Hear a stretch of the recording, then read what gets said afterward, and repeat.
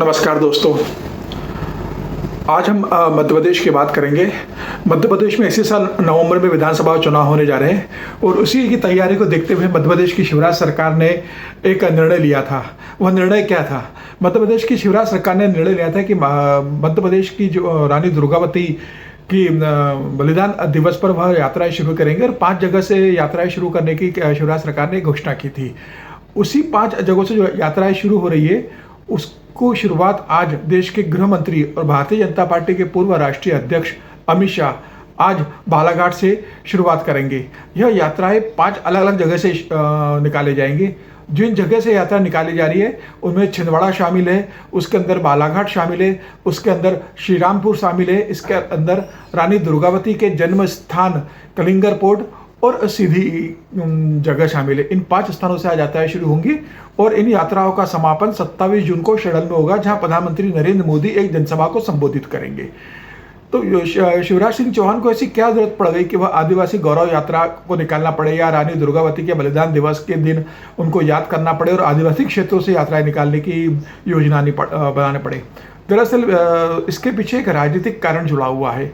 आदिवासी vote Bharatiya Janata party के साथ एक लंबे समय से जुड़ा रहा था और मध्य प्रदेश में भारतीय जनता पार्टी जब भी सरकार में लौटी है, आदिवासी वोट बैंक और आदिवासी सीटों का बड़ा योगदान रहा है। आपको मैं 20 साल पहले विधानसभा चुनाव की ओर ले चलता हूँ। 2003 उस समय उमा भारती मुख्यमंत्री बनी थी और भारतीय जनता पार्टी ने प्रचंड जीत की थी। कांग्रेस की दिग्विजय सरकार को बुरी तरह हराया था और उमा भारती ने मुख्यमंत्री पद की शपथ ली थी।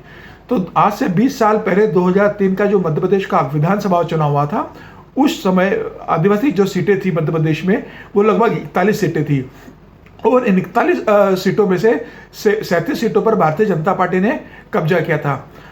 तो यह प्रचंड जीत जो आदिवासी सीटों पर भारतीय जनता पार्टी को मिली थी, इसके कारण भारतीय जनता पार्टी ने बहुत बढ़िया मार्जिन के साथ मध्य प्रदेश में सरकार बनाई थी। लेकिन उसके बाद 2008 का विधानसभा जब चुनाव आता है तो उस समय मध्य प्रदेश की जो 41 सीटें थी वह बढ़कर 47 हो गई थी और इस चुनाव में 2008 के चुनाव में भारतीय जनता पार्टी को 29 सीटें मिली थी, जबकि कांग्रेस ने भी अपना प्रदर्शन इंप्रूव करके 17 सीटें प्राप्त की थी।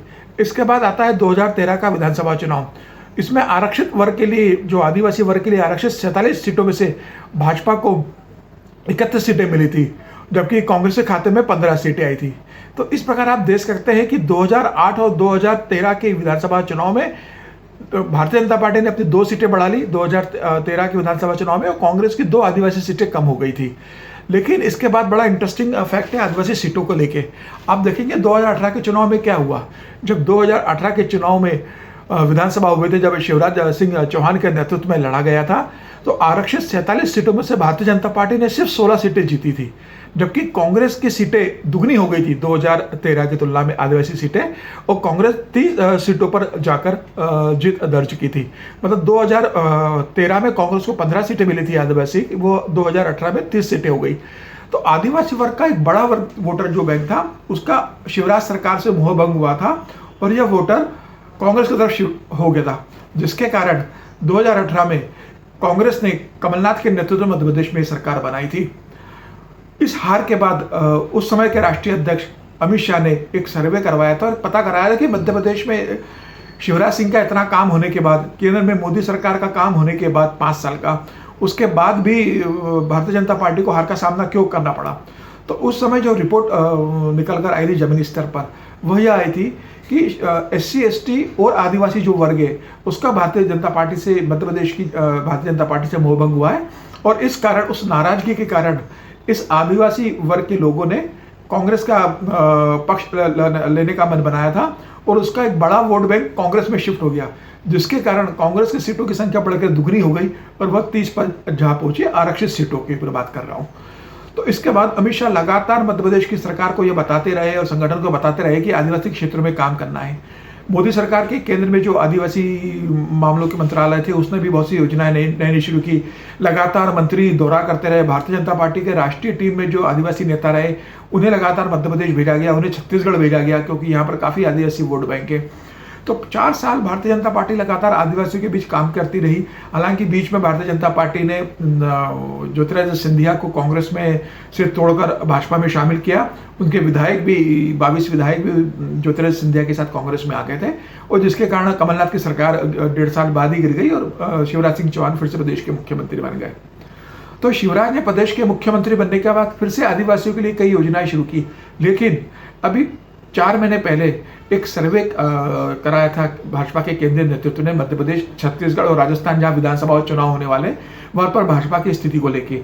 तो उस सर्वे में जो रिपोर्ट आई है उसमें यह कहा गया है कि आदिवासी अभी भी भारतीय जनता पार्टी के साथ पूरी तरह नहीं जुड़े हुए और उनकी नाराजगी काफी हद तक बरकरार है।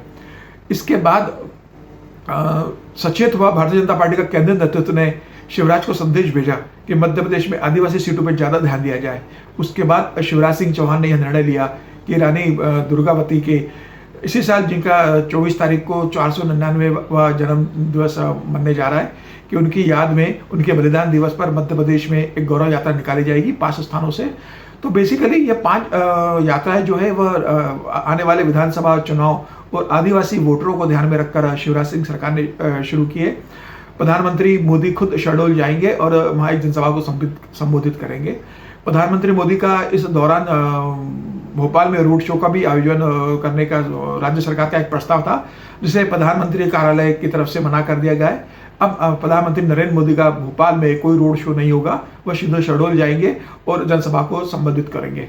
तो मुझे लग रहा है कि आदिवासी वोटर्स को फोकस करने के लिए, आदिवासी सीटों पर ज़्यादा से ज़्यादा जीतने के लिए, और फिर से इसी साल नवंबर में जो विधानसभा चुनाव मध्य प्रदेश में होने जा रहे हैं, उसमें सरकार बनाने के लिए आदिवासी वोटरों को ध्यान में रखते हुए यह यात्राएं शुरू की जा रही है।